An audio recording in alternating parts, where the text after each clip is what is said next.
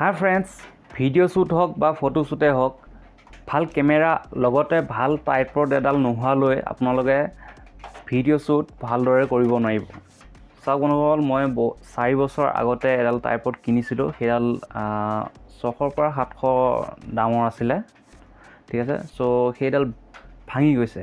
so মই বৰ্তমান এতিয়া নতুন এডাল tripod আনিছো সো আপোনালোকক দেখাম সেইডাল tripod কিমান লৈছে কৰ পৰা কিনিছো আৰু আপোনালোকে কিনিব লগা হলে কৰ পৰা কিনিব পাৰিব সো এইডাল আছিল মোৰ পুৰণা tripod ডাল এইখিনিতে ভাঙি গৈছে আপোনালোকে দেখা পাইছে ইয়াৰ যেটো মোবাইল হোল্ডাৰটো হেতু লগাব নোৱাৰা হৈ গল এইখিনিতে পৰি গলে ভাঙি গৈছে